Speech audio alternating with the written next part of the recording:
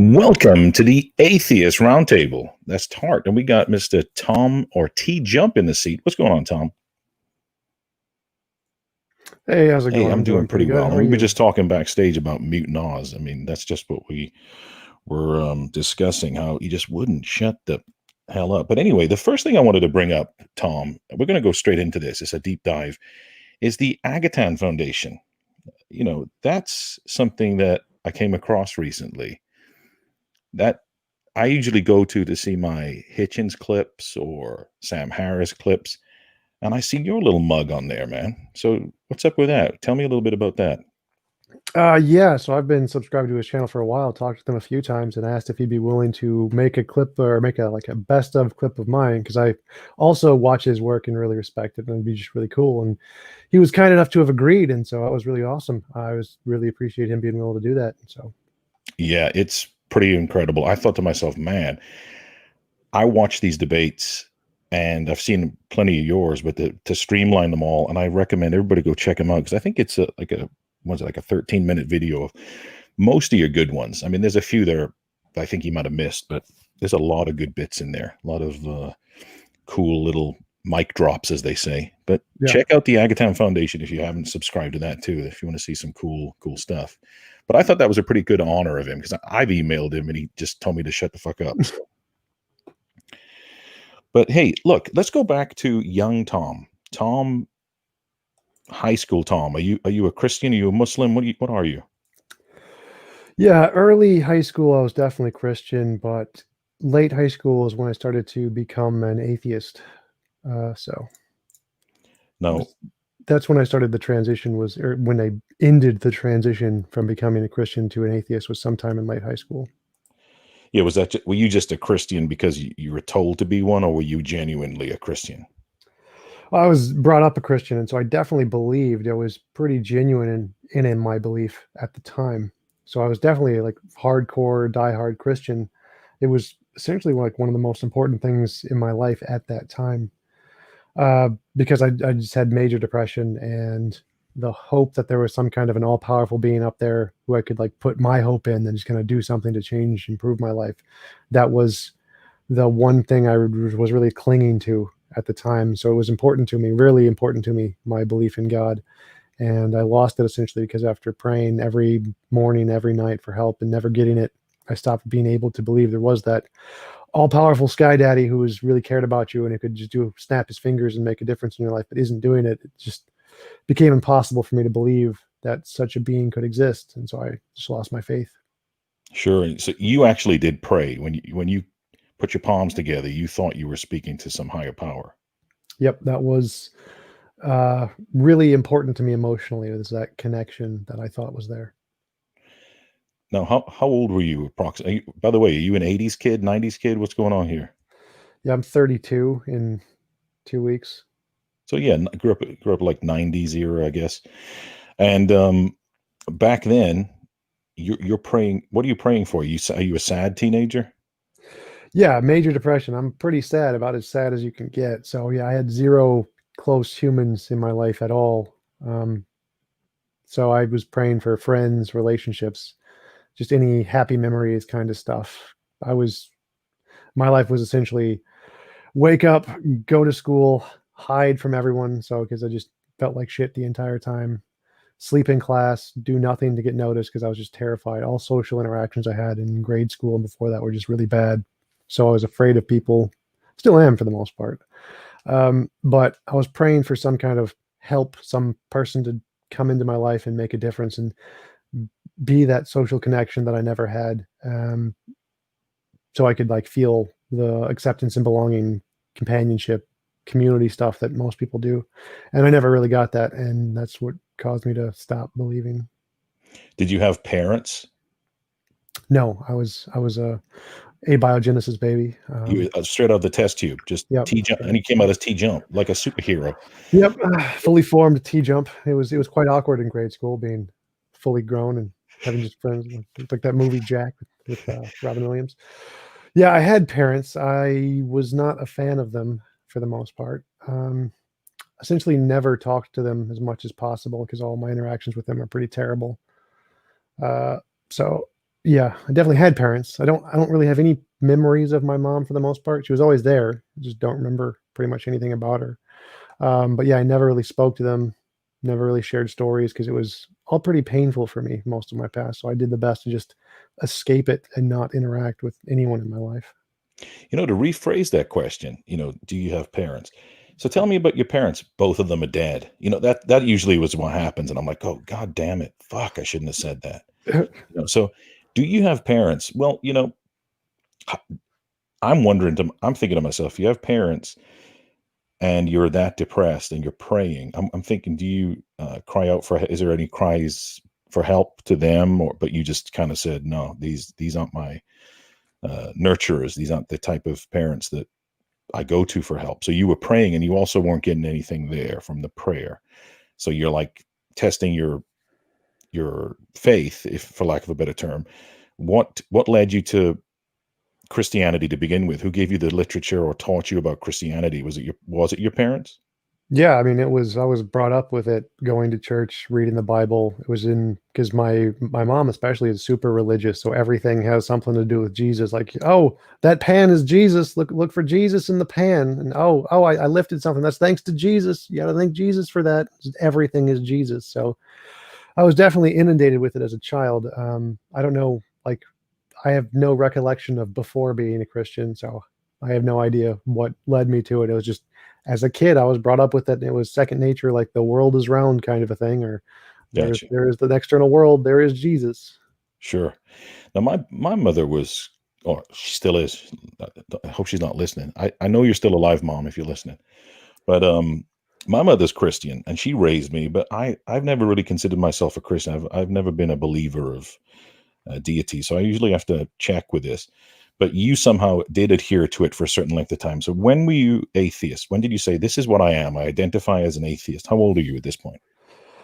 Well, I stopped believing in high school, but I didn't identify as an atheist in high school because I didn't know what atheism was. I don't think I'd ever heard the term at that point because I'd been brought up in Catholic schools for both grade school and high school. So discussions of atheism was not really a common practice. They kind of just wanted to not admit they existed for the most part. So I didn't know about atheism until years later, probably in my early 20s, when I started to see Hitch Harris, Dawkins Dennett, those guys watching debates and stuff. So once I discovered them and started to really recognize the similarities between my position and theirs, that's when I adopted the identity of an atheist position. Before then, I was just atheist. I just rejected God, but just didn't know what to call it. Okay. And is this similar to your views and ideals of what philosophy was? Were you into that at this point as well, or no? Yeah, this was the time when I was getting into philosophy and science and researching everything I could. That time period was when I was really invested in learning everything I could about the world to try and essentially it was just a coping mechanism to try and figure out a way to escape the depression because God didn't work. So what else can I try now? And so all of my philosophy stuff was just that, and that's the time I got into it was around the early 20s and just devoted all of my time into researching everything I could at that point. Sure. Now, obviously, depression affects people differently. So I'm trying to uh, come around this the polite way. What was causing your depression at a young age? Was it your inability to communicate with your parents? Was it other things?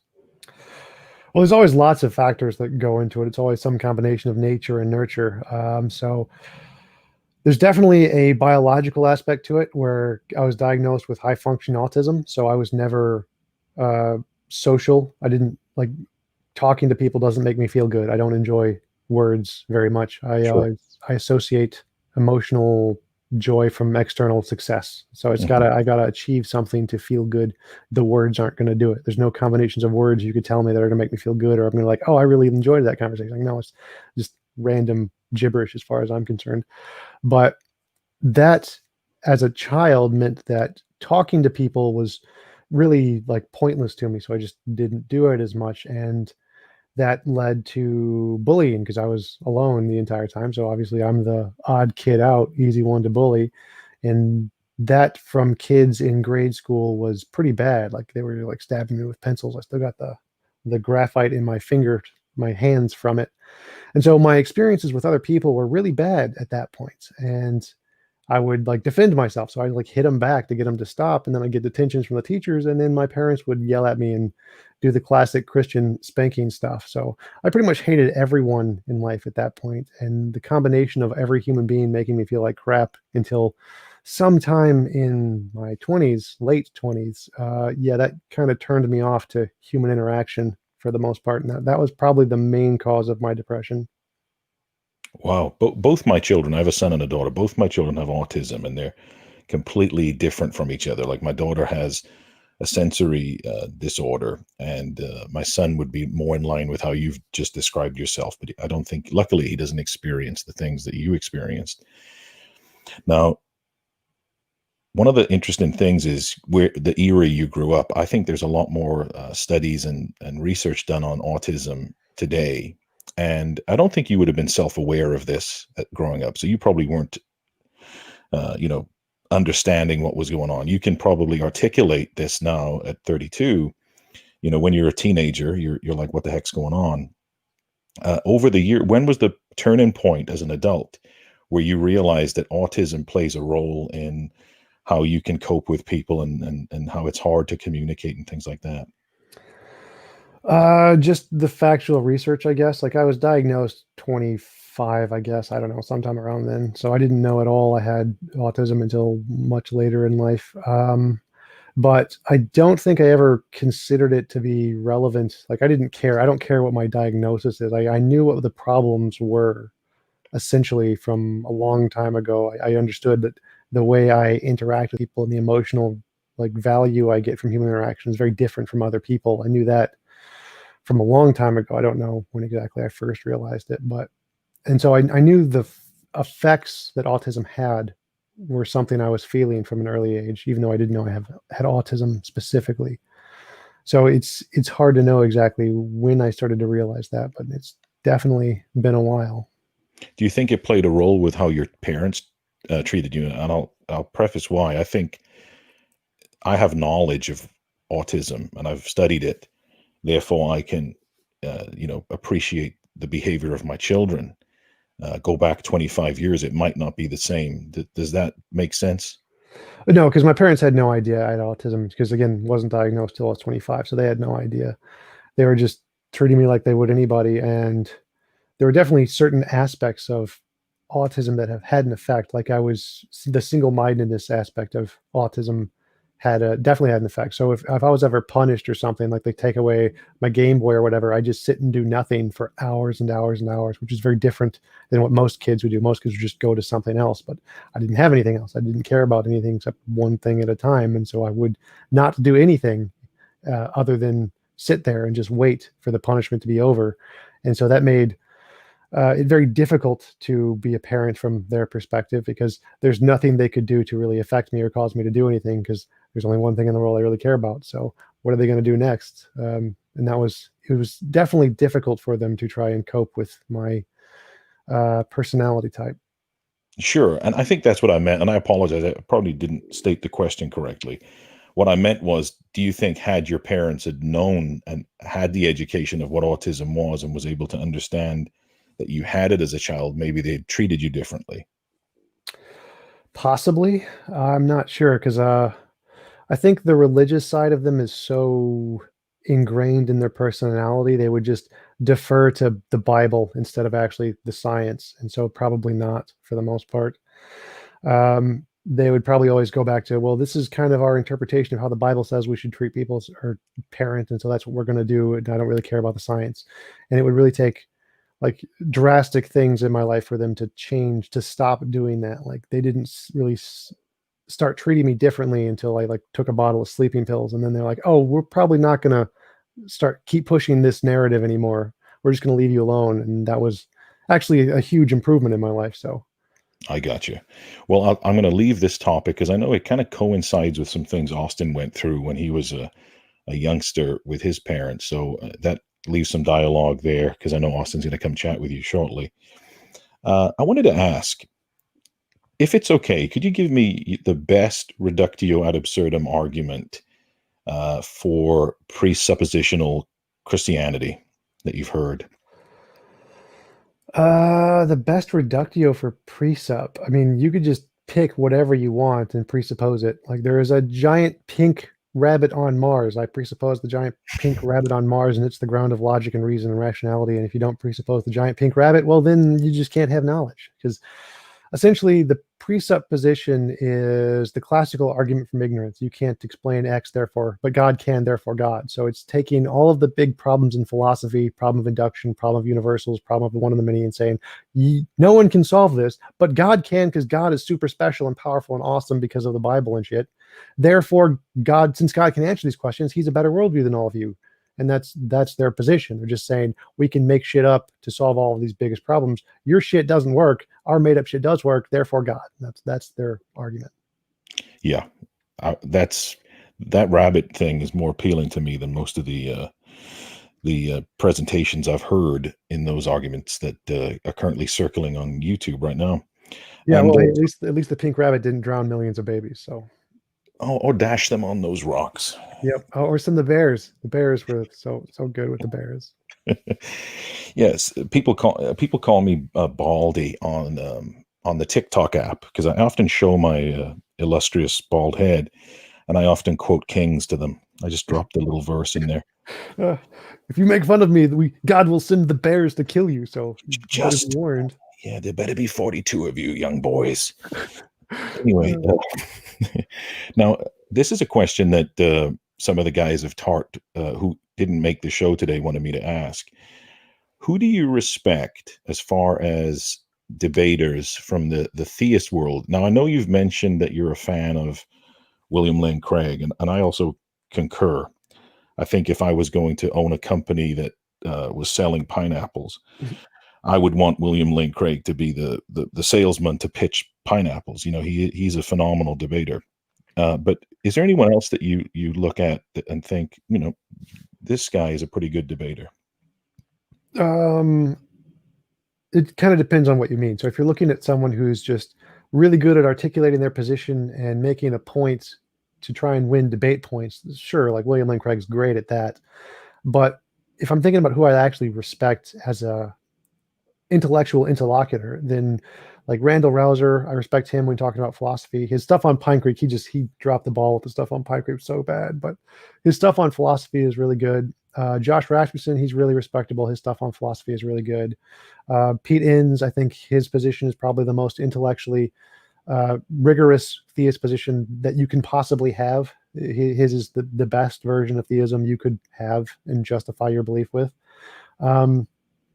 Those would probably be the main ones that come to mind. Chris Gadsden, I really enjoyed my conversations with him. He was very intellectually honest. Blake Junta, I think, is very smart. I think the Bayes epistemology is just nonsense to try and use it to God. It's just a misappropriation of Bayes, but he definitely has taken a lot of time and effort in intellectual work he's put into that argument. So there's lots of people who I respect for their ability to make arguments and philosophical understanding of the position, even if I don't respect their positions. Like Richard Swinburne, I think, is super, super smart. Definitely respect him. I think Alvin Plantinga is entertaining. He's definitely a very well accredited philosopher, so I respect him for that, but I think his arguments are kind of ridiculously dumb. But so there's definitely a lot of different ways to assess that question, and there's different ways to respect people. Like I respect William Lane Craig for his persuasiveness less than his arguments, and I respect a lot of the other philosophers for their arguments rather than persuasiveness. Yeah, I find a lot of atheists in the community that we run through Discord just tend to say they don't like Christian or theist debaters just purely because of their argument or their position that they stand. But I don't look at it like that. I think that there are some that are really strong debaters, and they can present their argument very well, regardless of whether I agree with their points or not. And William Lane Craig is one, but those other, you actually presented more than I thought you would, which is really cool. Oh, just to mention one more. Sure. Like William Lane Craig, James Tour. James Tour is an exceptionally good speaker. He is amazing at presenting the argument in a very compelling way. And he goes with the strongest, or the most compelling theist argument there is, which is the DNA is a code. All codes are made by minds, therefore DNA is made by a mind. That is just the simplest, most intuitive argument you could make to make an argument for a mind making DNA.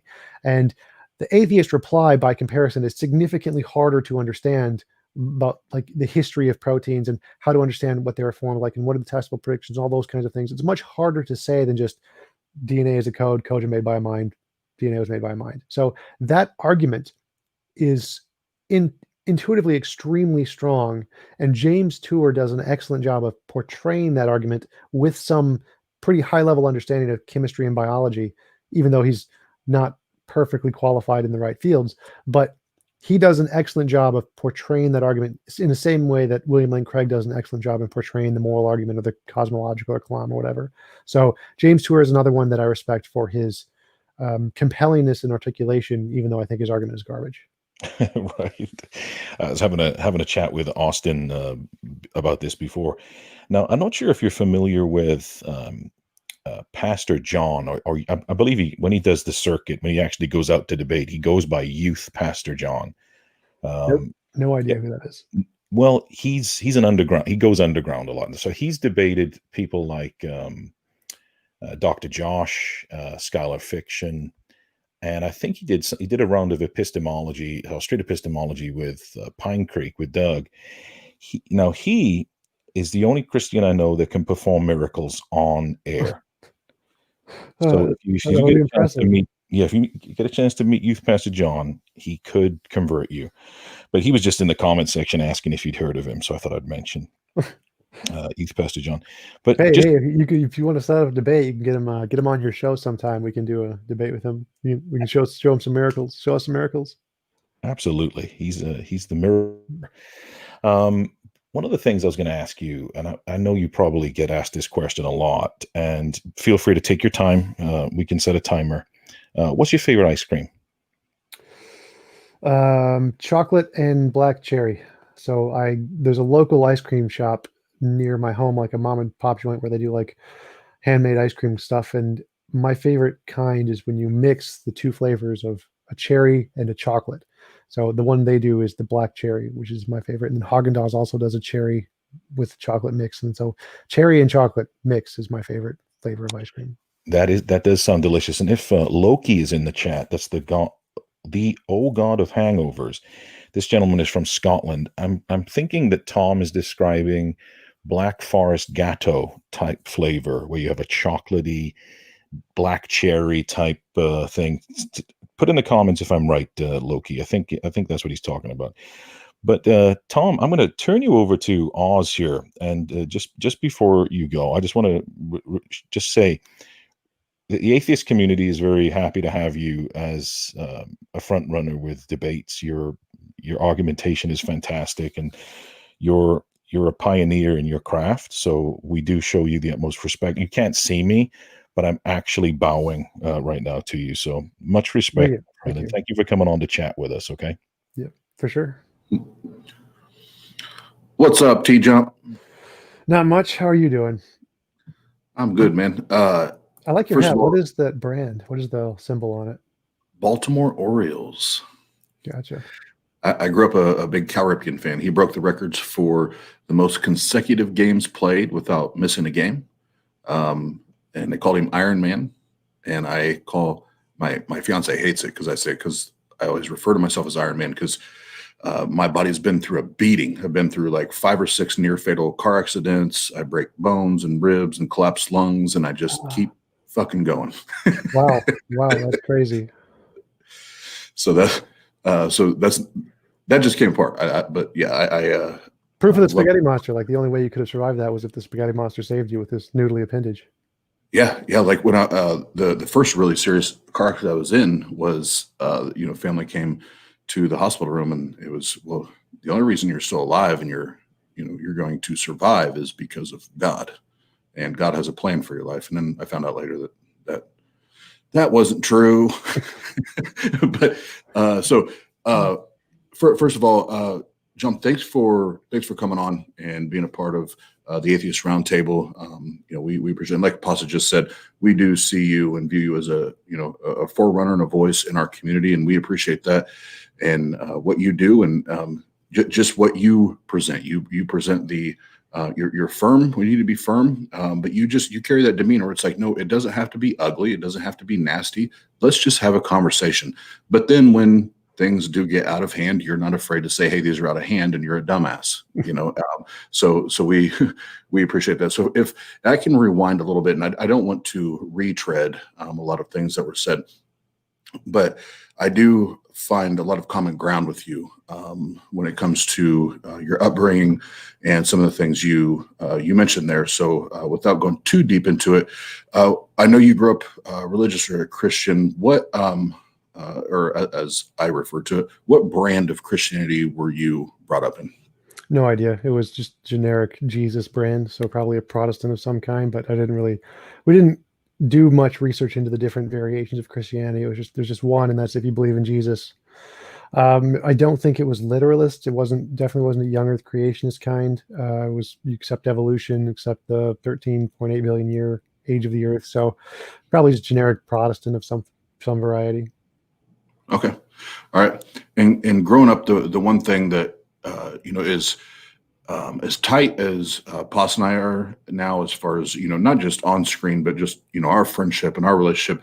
It's really interesting the conversations we have, because he's basically a cradle atheist, and I grew up for 30 plus years as a believer, and now I'm in a completely different place. So when you guys were talking about praying and the folding of the hands and like that was me. That was very very much me. When in those moments that you remembered praying, and you already said that you believed just like I believed, can you describe that feeling of hope, and because I know how I felt, that feeling of hope that what, that God is there and he cares enough, he's going to do it, before you found out that it doesn't exist, it's not there. Can you describe those feelings, those emotions of I really think this is going to happen? That's definitely a hard one for me because I was so depressed. Like that was my only hope in the world. Kind of like imagining some kind of starving prison kid in Africa praying that there's going to be a God out there who's going to save him from all the pain and suffering he's going through every day. That was my hope. It was literally everything. My reason for continuing to live. That was it. So I have no idea how to put that into words, how to describe that feeling. Okay, and I first of all thank you for mentioning depression, because the one thing I'm vocal about on our channel, and I love that you're being vocal about it, is I have a rap sheet of mental health diagnosis. I've been diagnosed with depression, but also bipolar and anxiety and ADD and ADHD. Like it goes on and on. And I love that you talk about that. And I remember in some of my darkest moments, before I found out that this God didn't exist. I remember moments, whether I was laying in a bed, or I remember even at times I got so dark laying in the backyard, just staring up at the sky, like, why is this God not listening to me? Like, why do I still have to keep feeling this way? Why doesn't he fix this? Did you ever have moments like that where it was, you were praying, but you were also questioning at the same time? Like, I believe you're real, but you're not answering any prayers, is essentially what I was saying.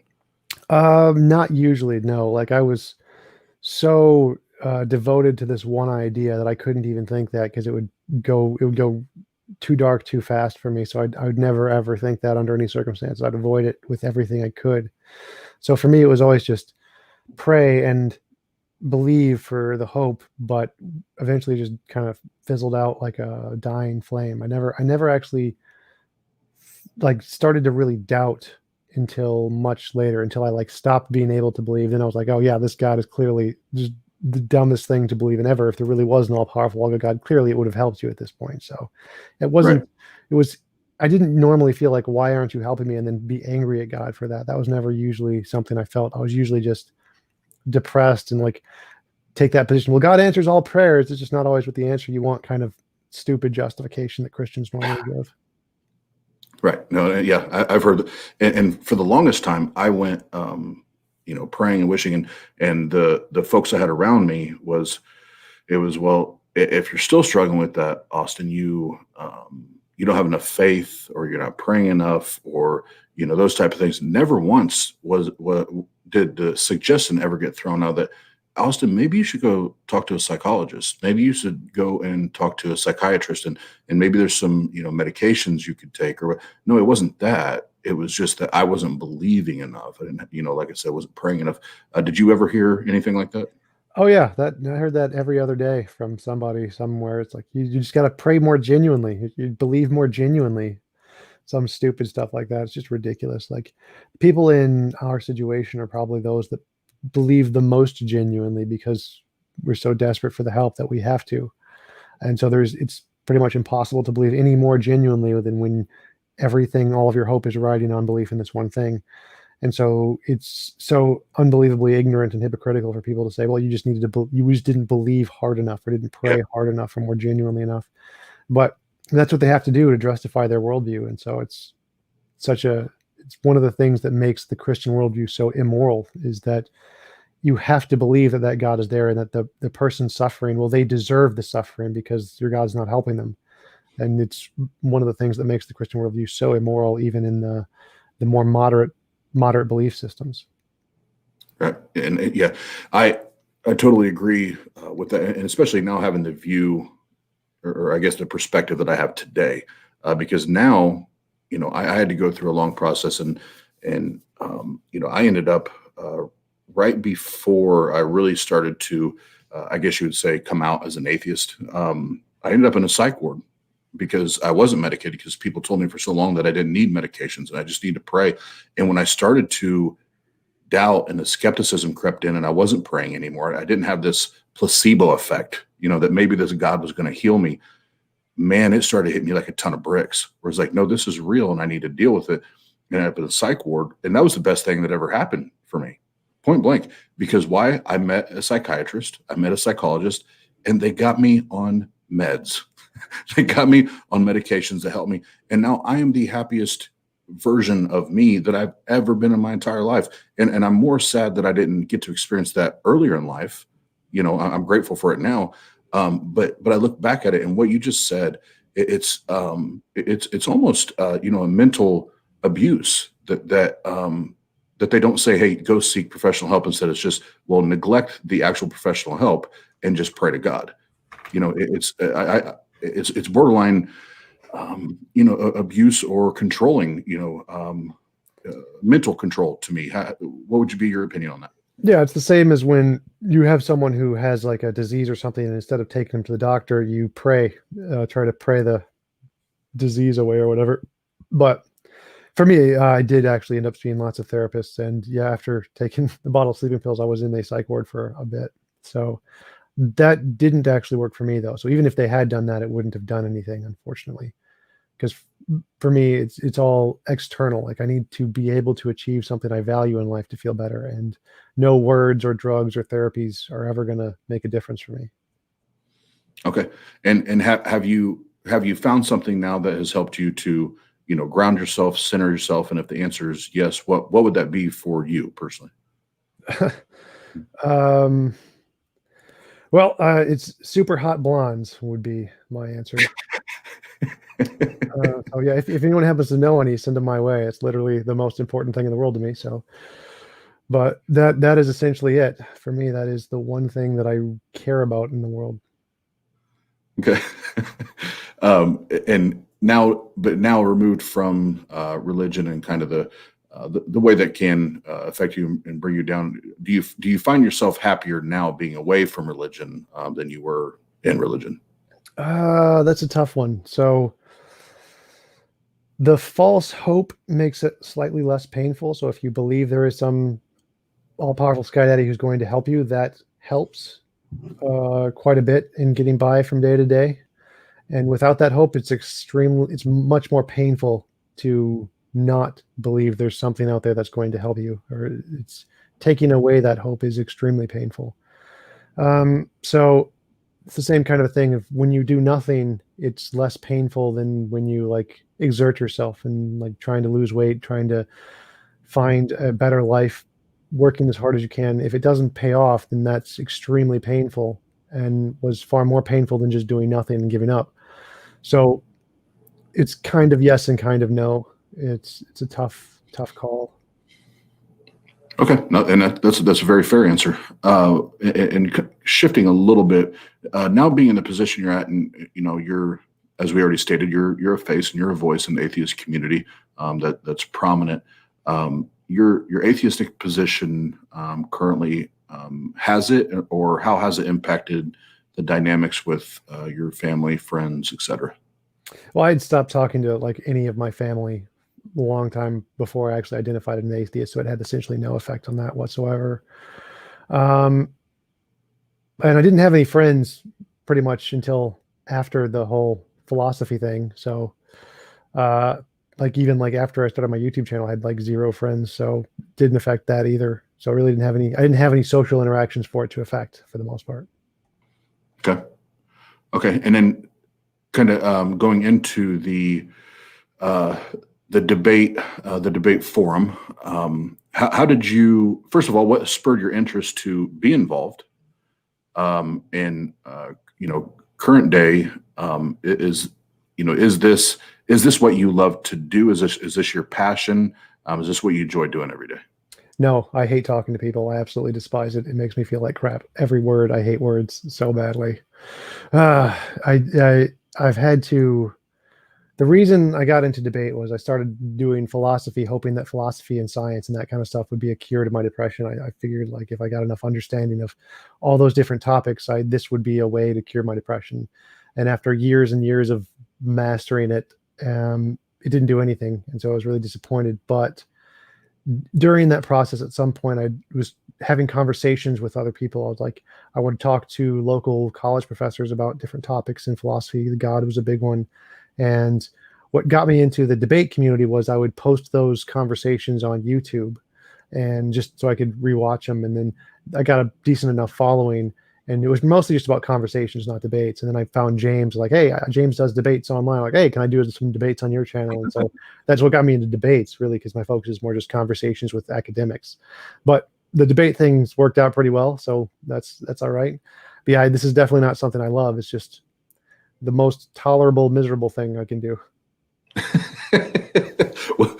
Well said. Tolerable, miserable thing I could do. And now as we kind of move into TJUMP as the debater on YouTube, and that's how I think most people that will be viewing know your name. We'll kind of shift gears there. What would you consider? And like I said, I'll get you that list together. Some of my favorite moments there that you've had. But so far, what would you consider to be your best debate, or maybe your best debate moment that you were like, yeah, like I felt good there. Like that was good. Probably in my debate with Robin Collins. Robin Collins is the world's leading expert on the fine tuning argument of all theists. Like he's the guy that William Lane Craig cites when he's going to cite a reference about fine tuning. So he's big. He's like the top expert in the field. And in my conversation with him on my channel, I got him to admit that nothing in physics, this was like my actual question, was nothing in physics indicates design. It's only the physics plus the philosophical argument of morality that indicates design. And he's like, yes, I exactly agree with that statement. I was like, victory, I win. I've defeated William Lane Craig and all of his cronies in just 1 second. So that was the biggest moment that I can remember. That is the most successful argumentation I've made, I think, ever. No, that's awesome. And just to kind of go back to the last portion of what you and Poster were talking about, because he said that I kind of hate on William Lane Craig. It's not that I hate on. Like, yes, he's a great salesman. I absolutely agree with what Pasta said. If we're going to sell bananas, coconuts, and apples, and we had to pick somebody, he's one of the top ones I'd pick. But I'd also say the same thing about Kenneth Copeland and Benny Hinn and the rest of those guys. They're hella salesmen, and I do sales for a career. So I know a good salesman when I see him. Oh yeah, those Joel Osteens, and what's his name? The guy who just bought a private jet, who's really old. I forgot his name. Is it Kenneth Copeland? Is that the right guy? Yep. Yeah, that goes COVID-19. I blow on you. Especially with the Western accent is just hilarious. Yeah. Kenny Copeland buying all his jets and his $2 million properties. That's a salesman. Tax deductible. Yeah. Don't forget about that. Tax, and it's for the ministry. It's for the ministry. It's for the kingdom purpose. So no, so Tom, I've watched a lot of your material, and I again, like I said earlier, I know what I think is entertaining. But you being the one on screen, what would you say was one of the funniest debate moments that you've experienced so far in the time you've been on YouTube? Oh, the Godless Girl team up debate. That was great. I could just sit there and listen to the screeching and screaming, but she wasn't screeching or screaming at me. She was screeching or screaming at the other people. And I was like, I'm just gonna sit back and enjoy and watch the view count just go up, and I can just sit here and wave like, hi, I'm the smart one in this conversation. Give me subs. Yeah, it was, and the thing is, like most of the ones that I see with, well, I know the two or three that I've seen with you two on screen together, but some of the other ones that I've seen her on, like she comes on and like she's sober. By the end of it, she hits that vape so many times, like she's stoned out of her mind, and it's like she starts saying sentences that I'm like, what did she just say? What? And what's his name? I think it might have been Smokey. He even called her out. He's like, I think you're so stoned, you don't even know what you're talking about right now. Yeah, I couldn't tell one way or the other. It all sounds the same to me, as far as I can tell. Just lots of screeching. Well, and probably one of my top one or two moments as far as you and Godless Girl together is not that one, but I think it was the one before. She was like, "Give me your argument. Give me your." Yeah, nope, nope. You gave like a 2 or 3 sentence opening statement. She was like, "That's your opening argument." That was great. So now your favorite, and it's not a name that we typically use on our channel a lot because we don't really get into the that side of the precept argument with some of those that love to run amok on YouTube. But I do listen, like I said, to a lot of your stuff with, especially with DD. What's maybe one or two of your favorite moments with Mr. DD? Oh yeah, the stop filibustering. Like every time I tried to speak, he'd say, "Stop filibustering me," and I was like, "God, that was so funny." Like, I've just said like 5 words. How is this? Do you know what that word means? Like, no. For that Princess Bride quote is always it fits that point in the debate so perfectly. Like, you keep using that word. I do not think you know what it means.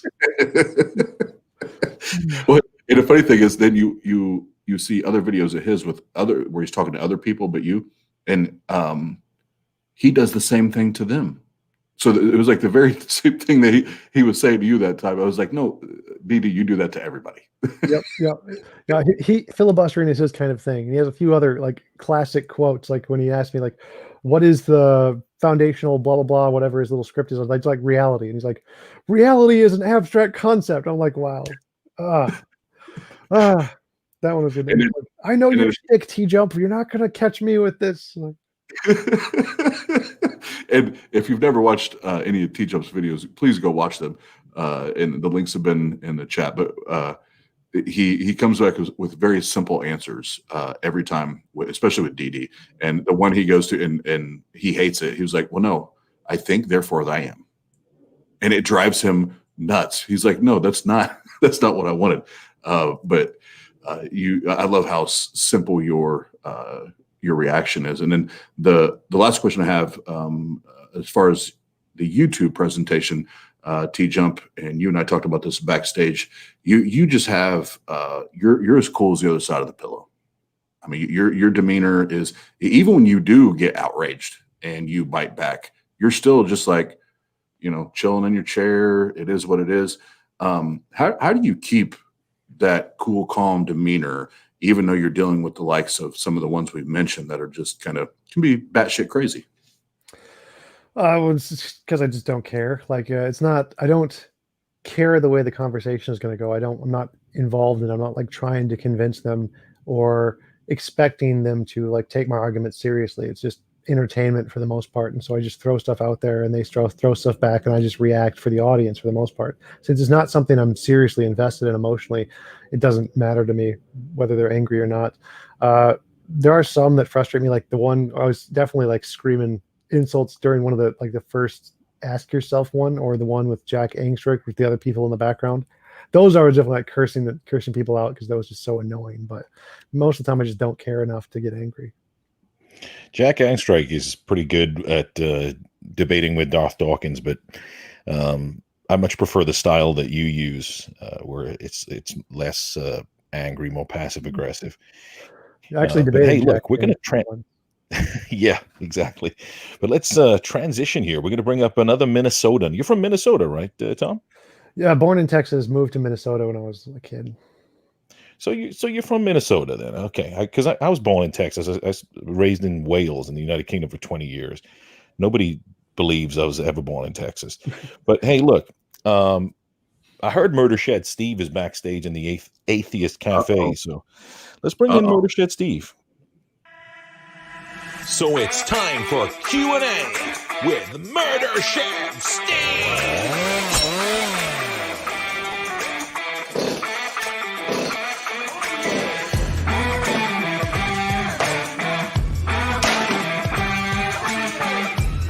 Oh, shit.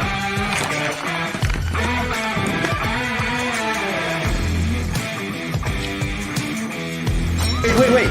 Can you provide evidence that a god exists? Well, hello. What the shit? Hello, everybody. Anyway, so I'm planning on writing an autobiography. I started a few weeks ago, but I found that it's getting pretty bulky. I've got quite a cast of characters. So I'm starting to kill some of them off, make some room for the book. How's everybody going? How's it going, TJUMP? Pretty good. How are you? Thanks for joining the circus. I'm doing all right. Another day in paradise, right? Yep, for sure. By the way, I It's really not love too- your intro. It's really professional. I love. What is this song in the background? Do you happen to know that? Because it's a great song. You know what? I actually don't know. I'm not certain. I want to be really cliche right here. If he tells you, he's gotta. Oh, kill you? I gotta give you a big hug. Yeah. Y'all are neighbors too, so I mean, y'all probably could throw snowballs at each Yeah, other. we should totally hang out sometime, get drinks, Hey. or whatever.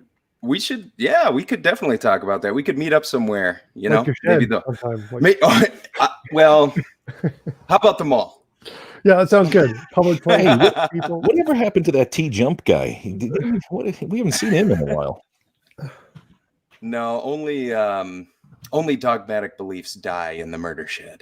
Ah, there you go. Mm-hmm. So what you got for us, Steve? What's going on? Have we got anything for Tom? What's up? Well, yeah, I got a few questions here. I've got one from No Hair Mama Bear, who I actually want to give a shout out. Yeah, No Hair Mama Bear is the shit. We'll just put it that way. So, question: did your studies end up helping you live with the depression in a healthier way? Sort of yes, sort of no. So it was kind of in a very similar way that God kind of did, whereas I had this false hope that this belief system was going to be able to make a difference in my life, and that hope made it easier for me to cope with the suffering. So having that hope be transferred from a God to the philosophy definitely helped in that one respect. And now for sure the philosophy has paid off in a pretty big way on my YouTube channel. So in that respect, it definitely has, which is another thing that gives me hope for the future, is because I'm doing pretty well professionally. And so in that one respect, yes, the philosophy has made a difference in the amount of hope it's given me, even if it hasn't directly solved my depression problem or gotten me a super cat wand. But other than that, yes, it has helped in many ways. Well, that's actually very encouraging. This guy right here, Velocilobster, has a question. What is your least favorite topic to debate and why? And if you got time, what would be your favorite topic? I'm not sure about the topic. So my least favorite topic is usually interviews. I hate doing interviews. I'm so bad at them because I just don't have the interest. Like, because I'm talking to people something I just don't enjoy. And so when it's not focused on a specific topic, it's something I can just rattle off facts about or make a philosophical analysis about the topic, then it's really hard for me to just ask questions about people's lives. Like when my conversation with R and Ra was really difficult, I was always trying to think of something to say during our interview. And so I really hate doing interviews. I'm so bad at them. But what topic would I really love to debate? I mean, something that would just get me tons and tons of views. So I'd love to debate Donald Trump just on anything. Just what do words mean? Like, who has the better words, me or Donald Trump? That would just be hilarious. I don't know. All I gotta say is I think that his words are tremendous. Okay, they're fantastic. The words have never been said before that were any better. Everybody agrees. Everybody knows this. They say. People say. Gotta say. That's pretty good. That's pretty good. You should put on like a Donald Trump costume during Halloween. It'd be hilarious. I typically go for Alexander DeLarge, if you're familiar. Who is that? If you've ever seen Clockwork Orange, he is the head of the Droogs. And if you haven't seen it, I highly recommend it. But my views don't reflect that of Tart. So I have another question from Pastor John here. Yeah, see, Oz agrees. Do you have any videos of you reacting to Tom Jump's biggest blunders videos? And do you own the mistakes you've made in those videos, or have you not seen them? A little bit of a redundant question, but I have seen them. None of those were actually mistakes. So none of the things that he posted were actually mistakes. They're just, he doesn't understand philosophy or the position. So I have watched them, but it's like he's made like 3 hours of just not understanding the position pretty much. And I haven't really had any interest in just going through and just correcting his mistakes on that one. So none of them are actually mistakes, though. That's kind of the thing. Or just verbal mistakes, and that's it. Sure. And that's something that, all of us run into from time to time. Every once in a while, we just kind of have a little bit of diarrhea at the mouth, don't we? Yeah, he's essentially doing the same thing that Fox News does to Biden and that NBC does to Trump. Just take out the nasty words and stuff and make him look as dumb as possible. And that's essentially all he's did. So it's not really worth responding to. No. And that was a troll. Yep. That was a troll question. Well, I don't think it was a troll question. I think he was serious about it because many of the YouTube theists think it's some important for something. So I think he was genuinely asking. But yeah, there's none of those are a real problem. So if you actually wanted to like present one of them, one of the statements or something that you think is a real problem, I'd be happy to address that. Like you just post a clip on my Discord or something and I can address the small ones. But definitely not going to go through like the 3-hour video. It'd be just a waste of time. Well, now, Tom, to call him a YouTube theist is, we'll just say he's a higher class. He's a TikTok theist. Much higher class. Okay. So I've got one more. I've got one more non-question from the Oh God of Hangovers. No question. Just wanted to say hi, and it's a pleasure meeting you, sir. Hi, it's a pleasure meeting you too. Please don't give me hangovers. I'm sure Loki would be more than happy not to do that to you. Actually, that is all the questions that I have for today. Thank you for stopping by the Murder Shed, where answers get questioned.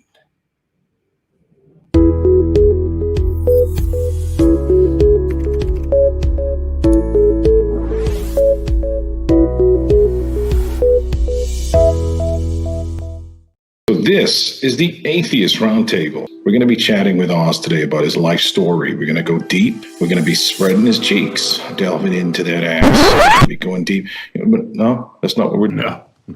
I thought we were doing like the full like Hollywood story. No, we're not digging into my ass. No. Oh, okay.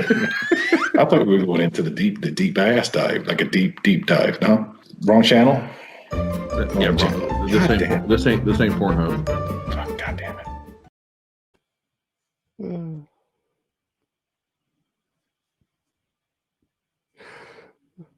I think you're muted. What keeps happening, Tom? I don't understand why they keep playing that video.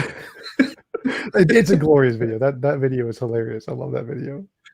No, it is. I actually appreciate self-deprecation, and Pasta loves my own self-deprecation. So he can just sit back and laugh. So it's not for him. It's not self-deprecating. For him, he's deprecating you, and he finds that very entertaining. Yeah, that's what I meant. Is my self-deprecation is very entertaining to him because he doesn't show his face on screen. So isn't that convenient? You should make a video like making fun of him and something, do like a war. Wait a But he minute, has- but I was on screen in that video though. So, and I was talking about defecation. But anyway, Uh, No, I'm just talking shit because I feel like I should right there. But Tom, before I wrap the show, is there anything? And I know you already told me you don't like words, so I want to be respectful. You don't like words, but is there anything that you would like to say before we wrap the show?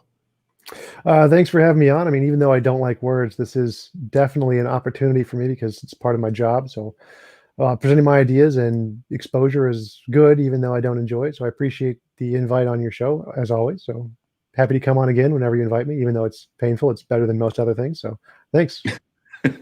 And would you be interested in being part of a debate on the Atheist Roundtable channel?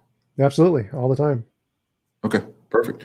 All right. Well, TJUMP, thank you so much for being a guest at the roundtable, the Atheist Roundtable tonight.